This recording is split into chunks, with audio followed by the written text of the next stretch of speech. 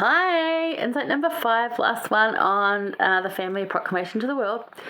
Now, some good stuff, and let's end on the best note on paragraph 9, because this is where we fall in. Now, remember, as I said to you at the beginning, if you've missed it, that the proclamation speaks to universal family matters, no matter what your family looks like, whether it's blended, born, blood, collective, has pets in it, you're the only one in it, and you've got a dog with you, that's a family.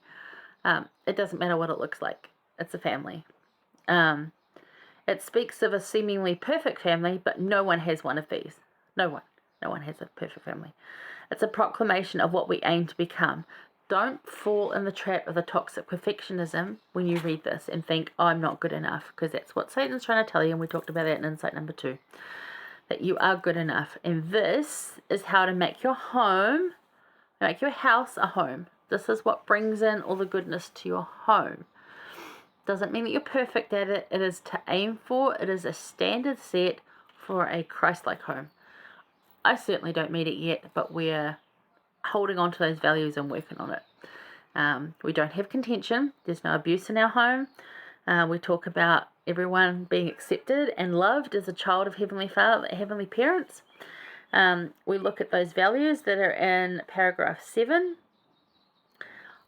I don't have any children, but yet any child that's in my home, I treat them as beautifully as it says to here. Because children are an heritage of the Lord. Yeah. And, parents have a sacred duty to raise them, and I don't get to do that. But my sacred duty is to help raise them. All right. So, the question here being, after you've read all this and we've studied all this and we've talked about some of the sticky words in here that can be misinterpreted, can I still receive these blessings when my family is a mess? Yes, because most families, if not all families, are a mess. We talked in last night in our Come Follow Me study, and we could name 2 family units that we could think of that are cohesive and would fit really well in the realms of this proclamation at this point in time. We don't know what's in store of those families, and yet in their extended families we know of contention, cheating husbands, abusive females that beat up on their siblings. We know of split marriages, divorces. It could go on. So even though their tiny little unit of mum, dad, and kids looks really awesome, their extended family, still a hot mess. So none of us has one of these families that is perfect. It might look like they do, but they don't. So keep that in mind. We get these blessings are for everybody, no matter what your family looks like. My family is a big mess. But remember, the Lord ministers best in the mess. He comes in the mess and somehow just turns it into beauty. Not perfect, it's still a mess, but it's actually okay. It's a beautiful mess and it works. I certainly cannot say I'm perfect or even great at these values, but I'm trying. The Lord called me to be a cycle breaker, to change the way the family operated, to lead out in a better family way, and I endeavour to do that. I've done it mostly, I think. Not perfect at it, but it has definitely changed. The cycles were broken, and if any cycles are perpetrated, that's on that person. But I certainly broke that cycle that was happening. As I said, abusive home, I had siblings before me. The abuser that abused me had abused at least 6 children before me. Not all of them his. It's a bit sad, really. And I'm the only one that actually spoke up. And that's 6 that we know about, right? Could have been more. He was involved in scouting, so it could have been more. Anyway, let's move on from that. I'm a cycle breaker. And if you don't know what that is, it means it's the child that speaks up. It's the woman that speaks up and says, this is not okay. This should not go on. And it takes a lot of courage. And there's a lot of us out there that do this. And it takes a lot of bravery. And we can only do it because the Lord's by our side helping us. And we risk everything. We walk out on our lives. We walk out on educational opportunities. We then have nowhere to go, no money, nothing. And it's not just women. Men do this too, because women are abusers as well. So, cycle breakers are the brave ones that change things and make it better.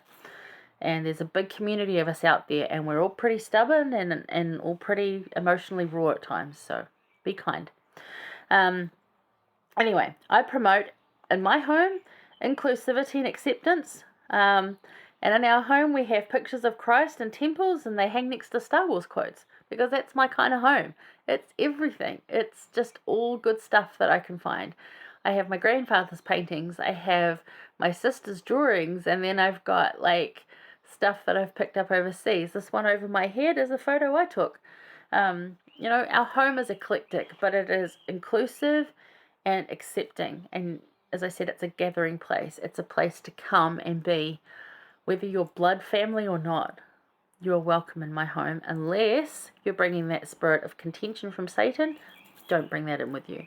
If you're going to leave that behind, sure, come in. All are welcome, exactly, unless you bring that spirit of contention. We take these values and ideals and create an imperfect home from our house. And this is preparing us to be an eternal family, one that is centered on Christ. And that is the whole point. This is not meant to make you feel like you are less than. This is not meant to make you feel like you are failing. This is not meant to make you feel like you're not worthy, that your family is a mess. None of that. This is meant to inspire you and strengthen you, and to help you have your home be Christ-centered. And again, you're not going to be perfect at it. I am far from perfect at it. I don't know anyone that's perfect at it, not even our prophet. You listen to some of the things his wife says, and she's so funny. I love her. Sister Wendy Watson. Anyway, Sister Wendy.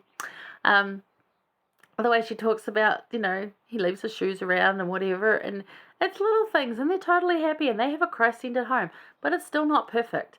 And he has a large family. Not all of them are active. Not all of them keep their covenants. He loves them anyway, because that's what you do, right? So yeah, this is an ideal. It is something to aim for, to help us to focus on Christ as a family, and to keep good-centered, Christ-centered values, work ethic, togetherness, all those sort of things. No matter what your family looks like, you can find a place in here. Go back and look over. If you only just saw this one, go back and look at the other 4. They really discuss it. But this is a tricky lesson for a lot of people, because it has triggers, because it talks about family. And I know family for me is a huge trigger, and it can really cause a lot of upset. But I've tried to put this in the best possible way I can, from what I feel and what my answers are. And I hope that's inspired and uplifted you. I hope that you felt the Spirit. I pray that you have felt the Spirit and can feel better about this proclamation, and know that it's given in just the best way. And if there's something in there that's upsetting you, pray about it, and pray to find answers to help you understand why it says that. And it can take a while, and it's really hard. Like the one around gender was big for me, because it didn't sit well. But my understanding of it now is deeper. And it's insight number 3, if you want to go watch that one. So definitely praying about it and finding where you fit with the terminology. And again, if you need help with this and you can't find it anywhere, let me know, and we'll do our best to try and help. There's a lot of call center lines you can call around family issues, especially around the holidays. It can get even more triggering and even more anxiety triggering and other stuff. So I don't want to do that to you. No family's perfect. It's a mess, and we're all entitled to the blessings, and we're all children of heavenly parents, and Jesus Christ loves you. So thank you for joining me this week. I will see you next week when we talk about Christmas. And then we're into Old Testament. Oh gosh, it's so soon. Okay. Love you guys. Have a good weekend. Stay safe.